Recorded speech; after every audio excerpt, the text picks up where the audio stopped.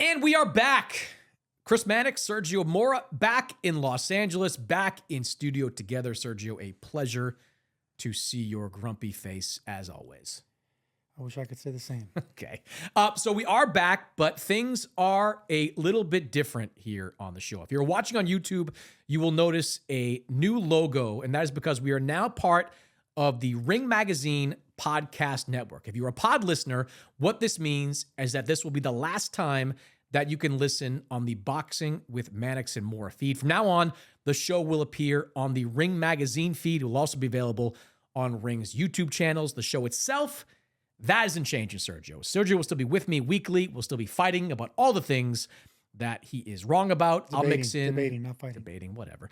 I'll mix in some fighter interviews, pods with other boxing insiders. But after going independent over the last few months, we have a new home with the Ring. Sergio, I'm excited because I think it's a great opportunity to grow this show. I will say it is tough to close down the Mannix and Mora feed. I remember when I first started this show, and I think it was back in 2016. I was with Yahoo. The first show I did had 300 downloads. I remember that show. Steven Espinoza was the first guest on the podcast. Last year, we had shows that generated six figures in listenership. So it's been a blast to watch this thing grow over the years. I've taken it from Yahoo to SI to The Volume, and now we are bringing it to Ring Magazine. You have been a big part of the show over the last year, so I'm glad you're coming with me, even if it took 30 texts and way too many phone calls to explain to you exactly what is happening. So here we are, man, the start of a new era on the show. I'm like a proud father watching you grow up in front of my eyes. You know, I watch you become a reporter on the Zone, not being a blow-by-blow guy, and then finally, when they put you on the table next to me and they mesh you with my chemistry, you finally become a regular on the Zone. Your podcast explodes because you keep having me on the show. You marry a beautiful Latina because of me. I mean, your life has just flourished since meeting this Mexican. Gracias a Dios, Chris Mannix, that you met Sergio Mora It's at the amazing. time of your middle age and your middle 40s. It's amazing how much credit you have decided to take for my life and my career. I do appreciate that.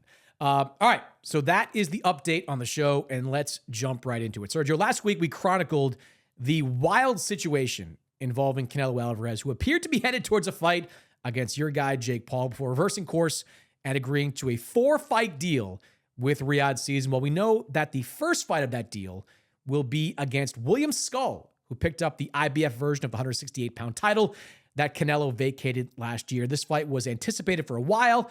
By beating Scull, Canelo can become undisputed once again, which will set up a showdown against the former two-time undisputed champion Terence Crawford in September. Sergio, I am a self-described Skullhead, but your thoughts on Canelo against Scull? I'm totally fine with it. You know, he's going to get a belt back. If Scull wasn't a title holder, then yes, I'm going to be part of the whole criticism. But this man has a belt. He has an undefeated record. Yes, nobody wants to watch him fight William Scull, especially after Scull had his last fight with Shishkin, and we know how bad that fight was. One of the most unwatchable world title fights I've ever seen. I agree, and that's the thing with this Cuban style. You know, there's a guy with the Cuban style. You know, he did make his bones in Argentina and Germany. I watched this guy. He's a clever fighter. He's one of these old school Cuban fighters that doesn't like getting touched. You know, he has the skills, he has the height, he has the ability, no power. A lot of Cubans do have power, but he has that. He comes from the Cuban background, but he kind of evolved it into his own. But his own is kind of, you know, pedantic, pedestrian, boring. I don't know, whatever. Pick a syllable. Just Not used a good. bunch of words that mean a few different things, but go ahead. You know what I mean? Not fun to watch, and that's the reason. You know, he's kind of one of these fighters that doesn't take chances, and he's gonna have to take chances against Canelo. But I don't mind Canelo fighting a guy like that. I really don't.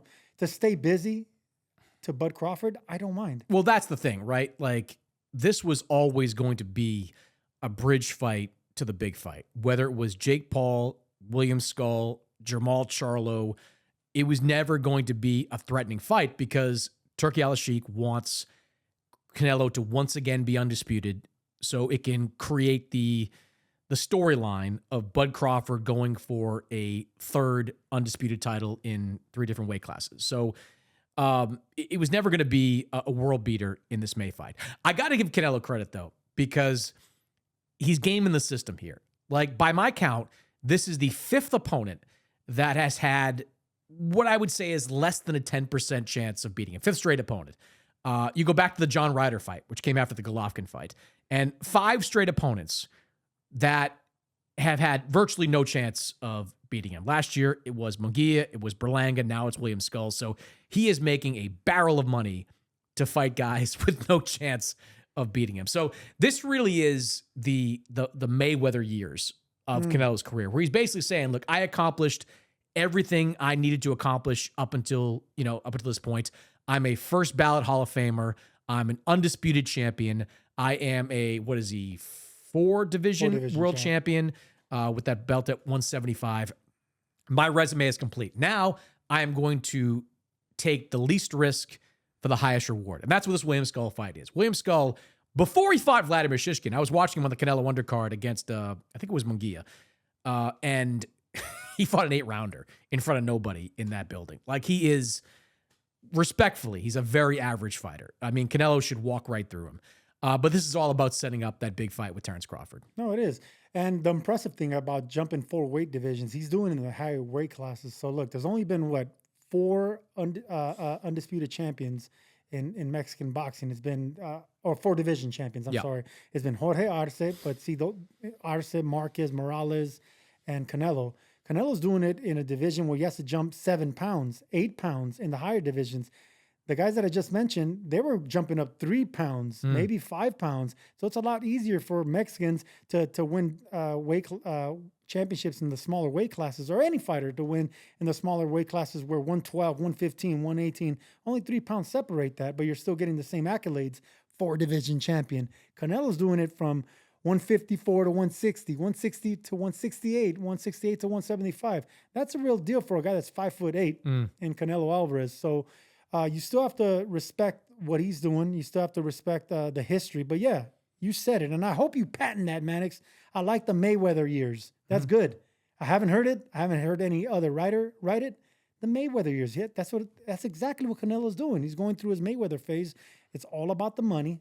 You've already made your legacy. You're a Hall of Famer, and it's taking calculated risks to big paychecks, and people are still watching. He's still one of the biggest attractions. And not every fighter can do what Mayweather did and what Canelo was doing. You have to have a special blend of talent and popularity. And charisma. And charisma. Yeah. And watchability for whatever reason. People watched Mayweather, a lot of them did, to see him lose often. But it didn't matter to Floyd. If you were still going to pay $90 to buy a pay-per-view, whatever your reasons were, you were still paying that $90. So Floyd could get away with that, still do million pay-per-view buy events against average B-level type of guys. Canelo can kind of do the same thing right now. He knows he's got a fan base that if he goes on pay-per-view, he's going to generate 500, 600,000 pay-per-view buys against anybody. He's going to make 30, 40, $50 million against anybody. Now he's got this deal with Riyadh season where I don't even know what his guarantee is for Skull, but it's going to be a big number.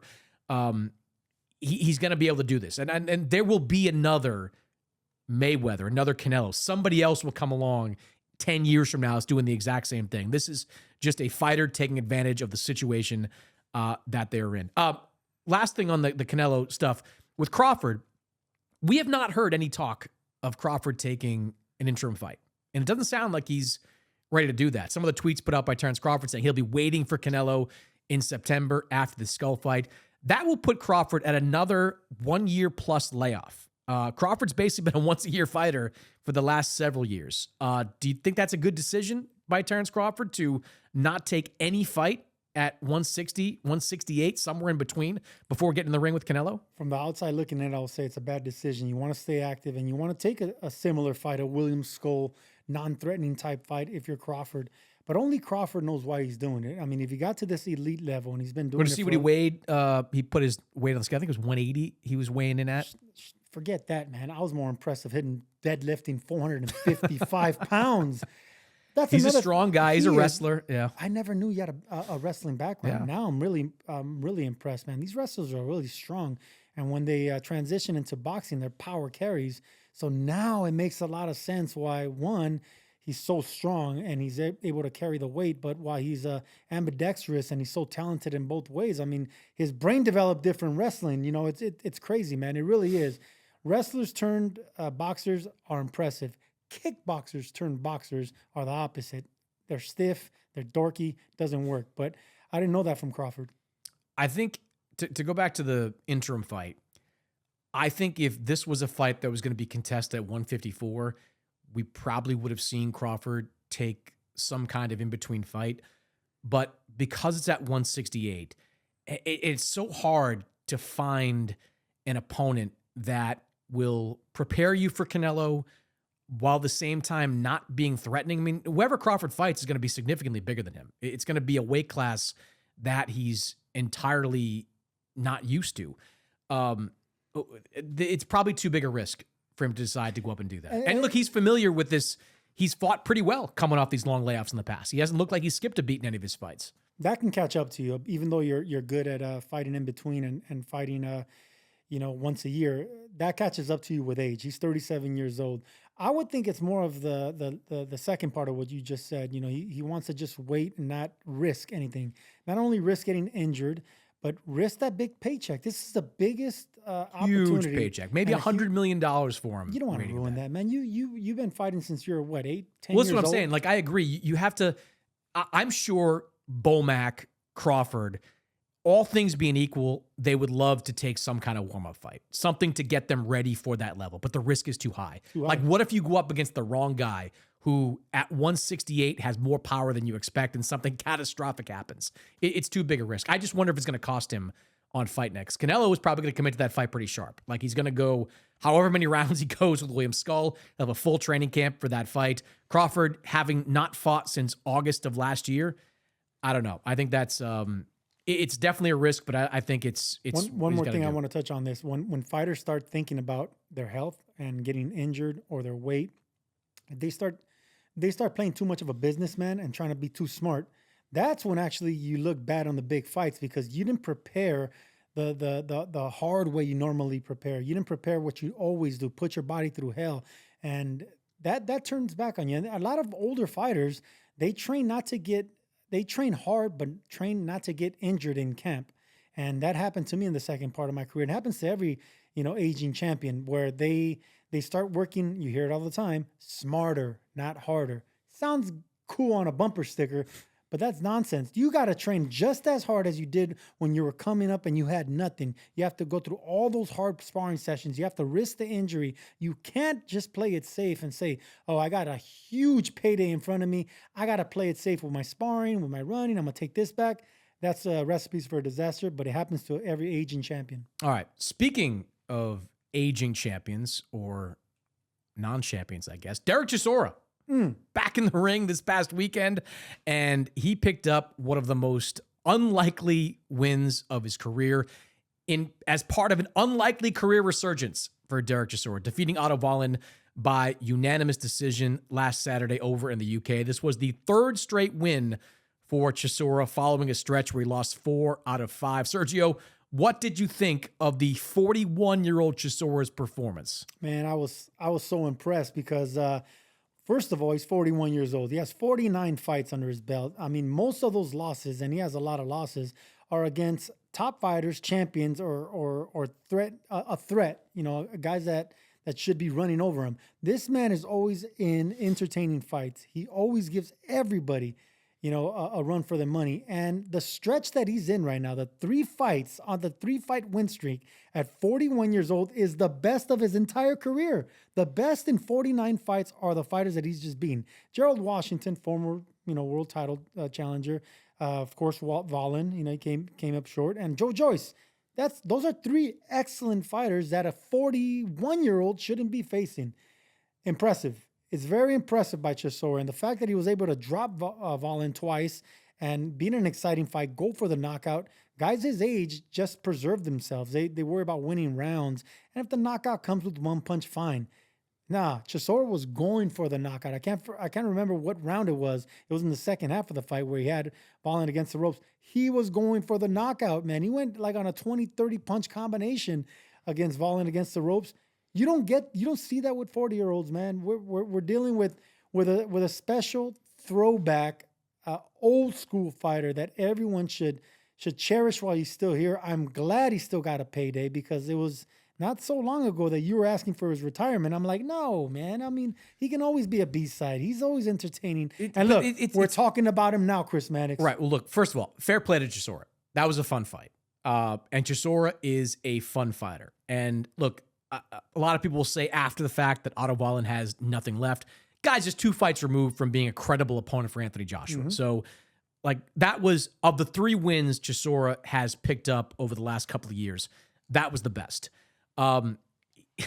He still looks like a 41-year-old out there in the ring, though. Like, but he's looked like a 41-year-old for like 15 years. That's how he fights. Did you see when the final bell rang? And this was Chisora knocked Wallin down right at the final bell for that second knockdown.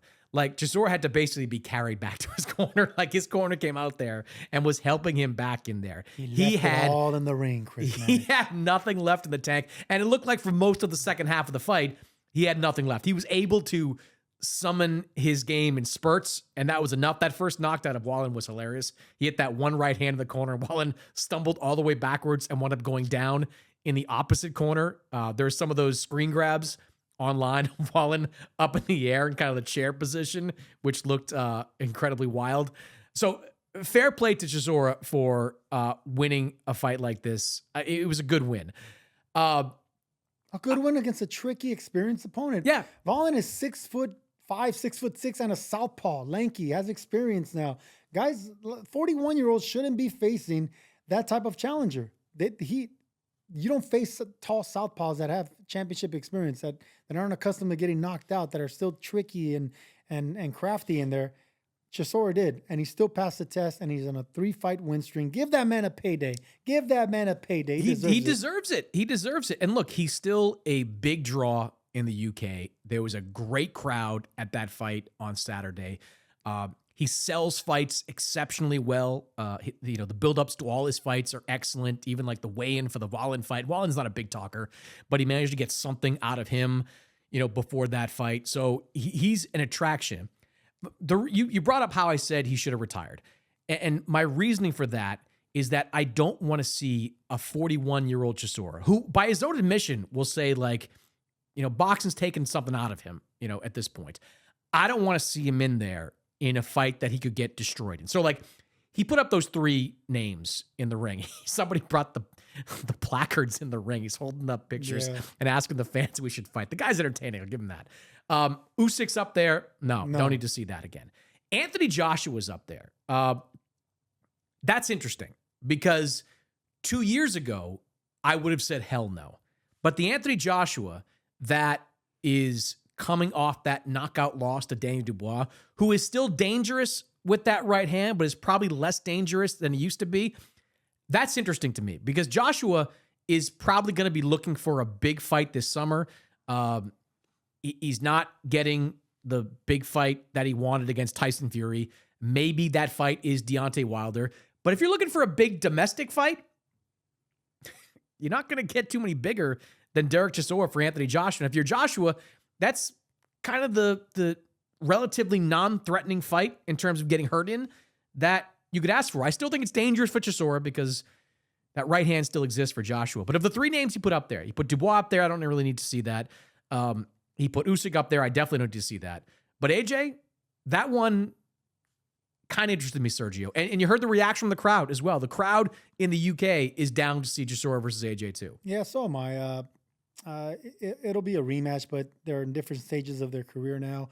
And Joshua is susceptible now. But didn't Chisora say he doesn't want to fight in the UK anymore? Yeah, well, I think he did a kind of a pivot on that afterwards as well. He billed this as his last dance. In what was it, Manchester, I think. Right. Like, I think he's opening the door to fighting in London. If he fought Joshua, it would be in London. That's well, if that's the case, and he wants to do one more dance. Has he fought Joshua before? You said it was a rematch. Yeah. When did he fight Joshua? I think they fought in 2014. I'm not sure. Check it. You got an iPad in front of you. Because Chisora has fought every single champion you could think of. I'm just throwing Anthony Joshua out there. I want to say early in their career they fought.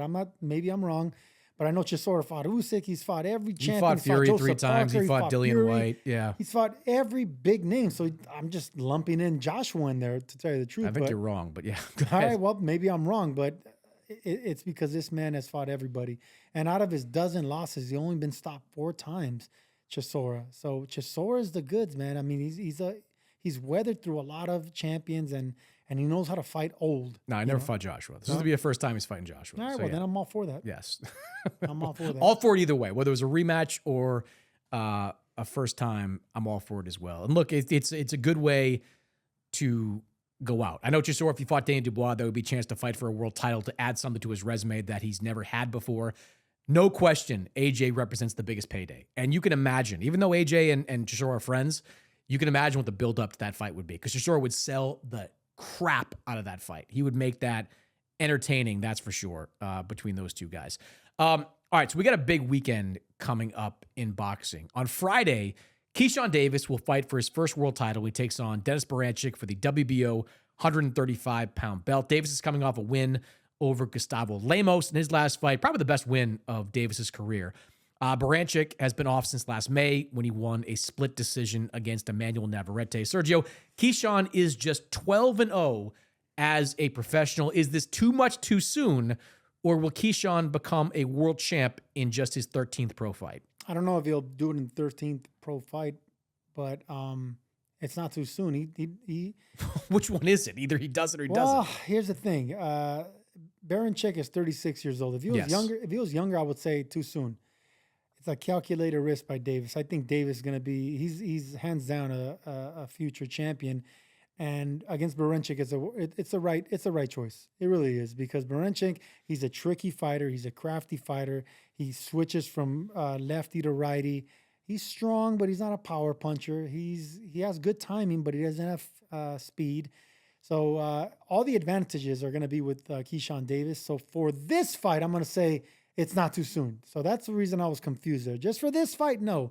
But for other champions in his division, I would say, But once you're a world champion, though, he's calling everything's out Tank. in play. Yeah, but everything he's calling should out be in Tank. play. He's calling out, he wants the big names, and I just think he. You want him to fight Beranchik, win a title, and take a bunch of crappy title defenses? No, you go for unifications after you're a world champion. You don't hide that belt. And if a Tank Davis fight is available, you better believe Keyshawn's going to go for it. I like this fight for Keyshawn too. I think Beranchik is a good fighter, Olympic silver medalist, decent wins on his resume, beat Anthony Yiggett, beat Yvonne Mendy. His last time out, beat Navarrete, who was coming up in weight for that fight. So he's solid all the way around, but he is 36 years old, and he is a little bit on the slow side, I think, at this stage. I think Keyshawn is just too sharp for him and too young for him. And Keyshawn, he might be a special fighter. I mean, I thought he took a big risk the last time out. You and I talked about this when he fought Lemos, when Lemos came in way overweight. Keyshawn destroyed him. That was a statement win for Keyshawn Davis, who did that in front of a sold-out crowd in his backyard of Norfolk, Virginia. For every reason, that was a big win for Keyshawn Davis. And I think that's a sign of upward trajectory, of momentum for Keyshawn. I don't think it's going to be a blowout, because I think Beranchik is durable. He's undefeated. He's going to show Keyshawn things he's never seen before. But I think Keyshawn gets to him. I think the power in Keyshawn at 25 years old is growing. He's growing into that body, into that man strength. And I think he stops him. I think in the latter stage of this fight, on a big stage, New York City, ESPN, Madison Square Garden, I think Keyshawn's going to shine, man. I think Keyshawn is a pretty special fighter. And I think we're going to see kind of the coming out party for him in this fight. If Keyshawn wouldn't have stopped Lemos the way he stopped him, I would have said, nah, this is going to decision. Beranchik has way too much experience. And like I said, he's a crafty fighter. It's hard to pin down a style like that, because you can't prepare for him. He fights square a lot, because he switches. He does, yeah. He switches back and forth. I used to do that, and he has crafty feet. They're not fast. There's nothing special about Beranchik. Like, if you watch a tape on Beranchik without knowing his accolades as an amateur, undefeated record, you'd be like, Keyshawn's gonna kill this guy. Yeah. Because he does nothing special. But then you start reading the opponents that he's fought, the amateur pedigree that he brings to the table, what the experience that he has, the crafty little moves that he does while he's switching stances. Then you're like, ooh, okay, I could see why he's gotten to this position. So I disagree with you. I think Davis is going to have his hands full. I think he rocks him. If anything, he maybe if he does get the knockout, he won't drop him. He'll be on his feet, where the referee will stop it or the corner will stop it. I think Berinchyk is that good, that durable, that crafty, where he won't get caught with something explosive like Lemos did. He was getting hit, though, Beranchik, by some shots from Navarrete. And Navarrete is a good puncher, but he's a slow puncher. Like, Navarrete winds up for shots. Keyshawn doesn't wind up. Keyshawn is sharp, and he's got real power on those quick punches. So I think he could be in. I think this could, I don't want to call it a blowout because Beranchik is a good fighter, but I think this is going to be a statement win for Keyshawn Lemos Davis. I really was do. a statement blowout. I don't think this is going to be one. And the thing about Navarrete, any of these fighters that have long arms like Navarrete, they're slow as molasses, but they punch hard. So the power and the length of the punch and the awkwardness of the timing, that sometimes is just as difficult to time than a quick fighter with quick instinct. I used to hate fighting those guys. It's like the knuckleball in a pitcher. Like when you're dealing with a good knuckleball thrower, like you're expecting fastball, all of a sudden he throws that slow ass knuckleball. That's how it is to fight guys like Navarrete, where yes, they're slow, Margarito slow, molasses slow, but they throw so many punches. They have so much volume that you take that for granted. Next thing you know, you start getting hit with these slow shots, and next thing you know, you start getting rocked, and the combinations in the volume starts punching. That's how they made a career. Lacking speed, lacking footwork, lacking head movement, but they just consistent with volume and tenacity. That's how they get by. I think Keyshawn's speed and his accuracy are going to be difference makers here. I think he stops Beranchik in the second half of this He should, but I don't think he does. Yeah. Well, there's a take. All right. On Saturday over in the UK, Jack Catterall and Arnold Barboza will meet for the interim version of the WBO 140-pound title. That's the belt currently held by Teofimo Lopez. Both these guys coming off good wins. Catterall over Regis Prograis, Barboza against Jose Ramirez. Sergio, the winner will be in line for a big fight later in this year. This feels like a 50-50 fight to me, though. Who do you like in this one? Too close to call. I know it sounds cliche. It is, because I watched Catterall. He's a fence straddling, if you could. Well, no, because I'm still... See, I may sound like I'm going to straddle the fence, but I'm going to jump on one side or the other, right? Because that's my style. But yeah, before I do that, let me just compliment both.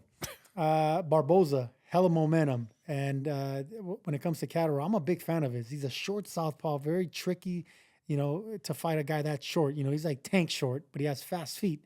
And he knows how to fight. He knows how to fight small. And he's only lost one time versus a undisputed champion in Josh Taylor. There's no shame there. Disputed loss as well. Disputed as well. Thank you for adding that. Because yes, so he carries himself like an undefeated fighter.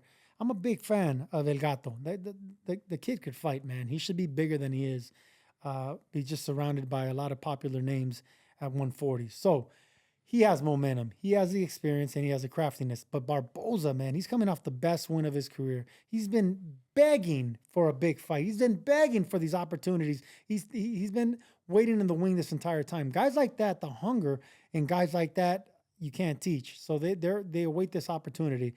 And both so isn't Catterall, though. No, yeah, but Catterall's already, been to the mountaintop and came up short with Taylor. Yeah, which probably fueled him even further because he thought he did enough to become the undisputed champion at 140. Tricky fight, man. But look, I'm gonna think Catterall pulls it out, not because he wins the fight, but because he wins the judges and the fans. Yeah, that's the wild card in all this. Yeah, this is the wild card. So that's gonna be the deciding fact. I think since both of them aren't power punchers, they both utilize their footwork, their range, their jab. It's gonna come down to a decision. There's gonna be a lot of close rounds, and I think that's gonna sway to Catterall's favor. But if this fight was in the States or anywhere else, I would favor Barboza. I would say it's a coin flip wherever it is. Like maybe in the UK because of the fans and maybe some friendly judges.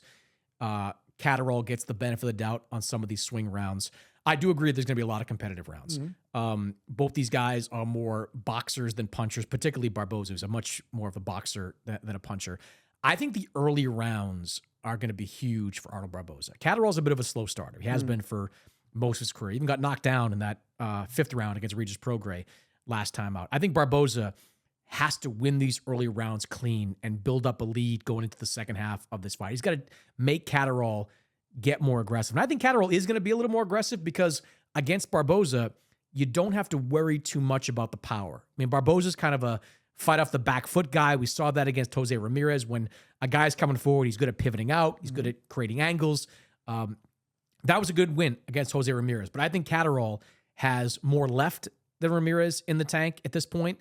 And I think he's going to squeeze out enough rounds to win one of those 7-5 decisions. I think it's going to be ultra close. Both these guys are ultra deserving of a world title opportunity. But I can see Catterall squeezing out a legit 7-5 win. We're in agreement here, and you know, I'm a big fan of Barboza. I think he could be a potential star. You know, he has that look. You know, it's not just the you know how he looks. It's not just how he fights. Yes, he's more than a boxer, than a puncher, but he's a smart guy. I love hearing him on the mic. I love the way he thinks. I've met him outside the ring. I'm a fan of his, but I'm also a fan of Catterall, and we got to be objective here. You know, yes, I'll be pulling for a guy like Barboza. He's American. He's from my You like Barboza? You and him have had. He's in my neck of the woods in El Monte. We made our bones in El Monte and around the gyms in East LA. So I'm a big fan. So what of does he have to do in like? I think the early rounds, like I said, are critical for him. He's got to win them. I think that he's gonna have to catch Catterall. You know, pouncing on him. Catterall is really good at pouncing on opponents. You know, maybe that's why they call him El Gato. You know, he uses that southpaw angle really carefully. So I think lead right hands, you know, catching him coming in, and then you gotta alternate aggression, which is something Barboza rarely does. He likes to be in control of the timing, the range, and he fights when he wants to. But I think he's gonna have to fight earlier, get Gato coming forward and making mistakes, and then running him into shots and winning close rounds. You know, if a round's close, they're going to have this Sugar Ray Leonard, Marvin Hagler sign, wherever it is, like 30 seconds, they have to have a sign, and then, you know, finish that round strong. And that way, maybe, you know, you can sway the judges in a close round. But they're going to have their hands full, man. This is going to be a tricky fight for them, for both fighters. But in Manchester, you have to favor the judges swaying one way. The home fighter, it's a matchroom show, even though both these guys are DAZN connected fighters with Barboza fighting with Golden Boy. I agree with you. I think whoever loses is going to be pissed off and is going to think they did enough to win. Yeah. But I like Catterall by close decision. That's a good fight, though, on Saturday. Last thing, Sergio. Edgar Berlanga is back. Sort of. Matchroom announcing that Berlanga will return to the ring on March 15th on the undercard of the Ammo Williams headline show in Orlando against Jonathan Gonzalez Ortiz. Gonzalez Ortiz is undefeated. That's good. But he fought just twice last year in the middleweight division. Before that, he was inactive for 10 years. He had a 10-year layoff before getting back in the ring last year. Picked up 2 low-level wins in 2024. In his last fight, he was knocked down in the first round of that fight. I don't know what to say about this. This was, I think we knew that coming off the Canelo fight that Edgar Berlanga was not going to take on a world beater, but being on the undercard of an Ammo Williams show in Orlando against a guy like Gonzalez Ortiz, that's not great for Edgar Berlanga. In the words of the Honorable Ned Stark from Game of Thrones, anything that comes before the word "but" is, you know, bullshit. Yes. Can I cuss? Yes, No? you can curse. It's bullshit because, yes, this man is undefeated. Yes, he's 20-0.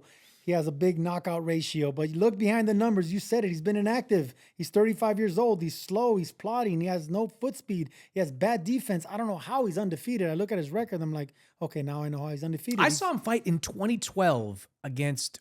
Mannix, he fought on the Golovkin undercard. Golovkin's first fight in the U.S. And I remember seeing him back then. He had a draw against Sergey. I'm blanking on the guy's name. My fault. This guy's terrible.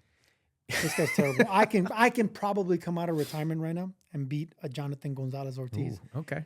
I'm challenge right accepted. It's not a good look for Berlanga going from Canelo to this guy. All right, that's the bad. We criticized him. Now the good. All right, he's fighting on the undercard after being on the huge stage, the mega stage, the biggest stage possible as a boxer. Good? Hold on. This is why it's good.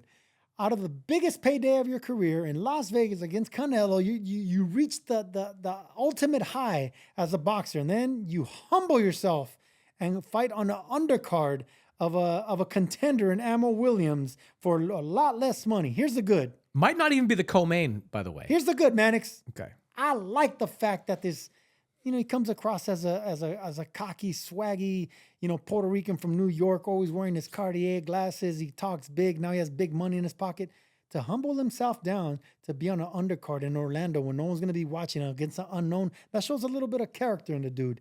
That shows a little bit of character in Berlanga. Anyone else would have said, nah, I ain't doing it. I'm staying on this level. So I like the fact that he's swallowing his pride and he's just staying busy against an undefeated opponent. It's going to look good on his resume. It's going to look like, Tank's opponents, undefeated opponents that he goes through. It's all good. I'm fine with this. That's not what Tank's opponent. That's not the same as Tank's Tank opponent. has a bunch of undefeated fighters Correct, who are better than Jonathan better. Gonzalez Ortiz. I didn't compare him. You just did compare him. You said looks like Tank's opponents. I said undefeated. You said Tank's opponents. On their record, 10 years from now, you're not going to remember that. Yes, the you names. will. You're Yes, not going to you remember will. names. You're going to remember undefeated records. So on paper, that's what I meant by comparing Tank's resume to Berlanga's resume. That's it. The power, the early knockouts, and the quality opposition as far as the records go. That's it. That's all I'm saying. But it's a bad look for Berlanga. But I understand it. Bad look, bad opponent, but I understand it. Well, so here's what's kind of happening with all this. Berlanga and Matchroom could not agree on a new deal. The plan originally was to have a new multi-fight deal, multi-fight deal. The plan originally was to have Berlanga fight on March 8th in Puerto Rico. That's been off discussed and was out there on social media. He would headline that show. It would be a comeback type of fight, probably against somebody a little bit better than Gonzalez Ortiz, but it would be a lower level guy that would get him a win and get him back in the mix at 168 pounds. Matchroom and Berlanga and his team, led by Keith Conley, could not agree on a deal. Couldn't figure out how to make it all work. Now, both sides have their takes on it. Matchroom will certainly say that Berlanga wouldn't agree to, fight specific guys for specific money. Berlanga's side will say, look, we had a deal before we were willing to do certain things, not willing to do others. But you're saying a lot, but not saying nothing. Well, I'm saying like there was obviously a difference of opinion. Say it, Mannix. You're in the know. Well, there is the difference of opinion. Like Matchroom wanted Berlanga to accept difference in money, in opponent? difference in guaranteeing what your next opponent is going to be. You can't guarantee a next opponent. You can guarantee money. Yeah, you can. You're right. There was a difference in money. There's no doubt about that. That's why Berlanga, after making close to $10 million fighting Canelo, is making about $500,000 to fight on this undercard. Always happens whenever you have a fighter that reaches a mountaintop. They get a little bit too money hungry. They get a little bit too money happy, thinking every fight is going to be like that. You face Canelo. I'm talking to you, Edgar Berlanga, and Keith Conley too.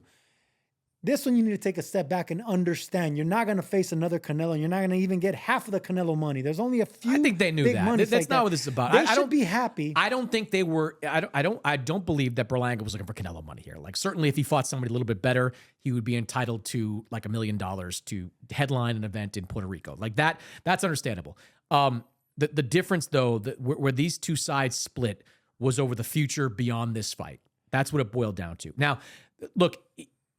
Putting aside what both sides actually said, the facts of this situation are that Edgar Berlanga had a acrimonious split with Top Rank, largely due to choice of opponents at that time. That was a big problem for them then. He is now having a split with Matchroom that is largely due over his choice of opponents. Yes, Berlanga got the Canelo fight. That was a big deal. He made a lot of money. Matchroom made some money off it. DAZN made some money off it. But his 3 fights on DAZN are going to turn out to be Jason Quigley, Padraig McGrory, and now Jonathan Gonzalez Ortiz. Not a good look, man. It's not value for the network that you're looking for. And look, Keith Conley and Berlanga, back when Berlanga split with Top Rank, they had real leverage, right? Like they knew Matchroom was out there. They knew PBC was out there, and they knew a Canelo fight was potentially out there. Berlanga was a budding star at 168 pounds who was building himself as an attraction and as a knockout artist. Now, as they prepare to enter free agency, you're hearing Team Berlanga express confidence that they can get a big fight. But the Canelo fight is gone. That's never happening again. What's the next big fight? Is it Caleb Plant It has to be it has to be a risk. It has to be a risk if you want that reward. Berlanga needs to understand that he lost against Canelo. Yes, he put up a better fight than expected, but the money that he made is clouding his vision and definitely clouding his worth and his confidence, because he needs to make a statement. Berlanga needs to make a statement against a big name. It could be Caleb Plant would be an awesome fight, and they're already selling that fight. That would be an amazing fight. If not Caleb Plant, Diego Pacheco. If not Diego Pacheco and Billy. And not Billy. the guy. Here's another one. Here's another one that I'll throw out you. Trevor McCumbee. That's not the big fight. Trevor McCumbee would have been a good fight for now.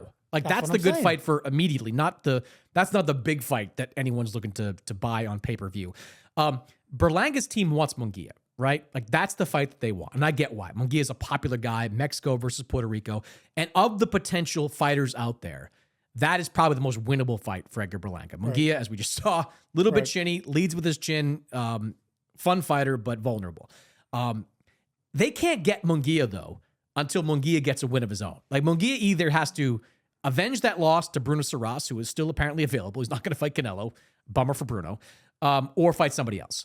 So if Munguia can get back in the ring in May or June or whenever and get another win, then yeah, you could resurrect a Munguia versus Berlanga fight. But again, Munguia right now is tied to Top Rank.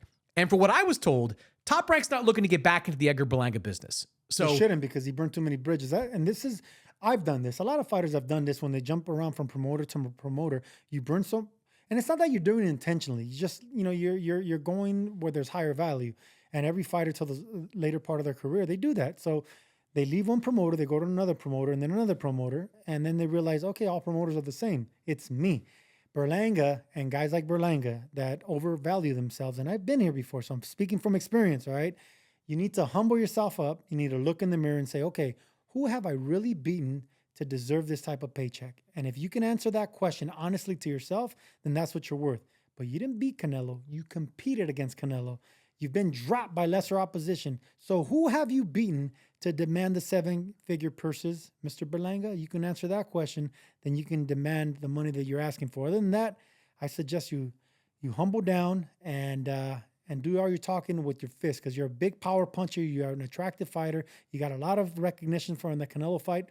But you need to sit this one out, and you need to do more fighting than talking. Look, Keith Conley has done what we both agree is a masterful job at navigating the career of Berlanga. He got a Canelo fight without having a significant win on his resume. That is a pretty impressive masterstroke. But now he's in a position where, to your point, he lost that fight against Canelo. He's coming back against a no-hoper. And they're trying to navigate him into another mid-7-figure payday against a Munguia, against a Plant, they obviously don't want to fight Diego Pacheco, while having kind of torched some of the bridges that are out there. I mean, the Top Rank, it feels like, unless these people are lying to me, like I think that door is shut. Matchroom, it's got to be an awkward fight week, Sergio, when we get to Orlando, middle of March, because, like I said, he's not only behind Ammo Williams on that card, there's a chance he could be behind Amari Jones on that card. Amari Jones, who is making his pro debut. Knowing how fickle promoters are, and it's not fickle, it's just business. Amari Jones is there to sell tickets. Amari Jones is from the area. Knowing how promoters are, just to spite a fighter that's going out, they'll do that. And I would do it too if I was a promoter. I'd be like, okay, this is your last fight. You're now no TV. What do you call that? Swing bout. You're gonna be a swing bout. That would be. Look, man, it's a bad look for Berlanga, but hopefully in the long run it could be a bad look and turned around and maybe salvage a relationship, because man, there's not too many promoters out there, and you start bouncing around from promoter to promoter, no one's gonna want to work with you. So Berlanga, no matter how popular, you only once beaten against a star in Canelo, that could be enough to shut enough doors to where you're just too much of a headache to work with. He's got options out. Look, I think a Plant fight is a lot of fun. Those two guys do not like each other, and that would be a big event in Las Vegas on pay-per-view. That's something PBC could put together. Keith Conley's got a relationship with Al Heyman. I would certainly love to see that fight, but I don't think the Munguia fight's going to be available. Obviously, the Pacheco fight is now largely off the table. He's going to enter free agency with a lot more uncertainty than he had before, when he had a lot of options, a lot of guys chasing him around. All right, Sergio, Good stuff, as always. Make sure you subscribe to the Ring Magazine podcast feed. That is where we'll be doing shows from here on out. We'll both be in Riyadh, Saudi Arabia for the big one, Beterbiev versus Bivol, and a whole bunch of fights that could be main events in and of themselves. We will be back there and back on this feed next week.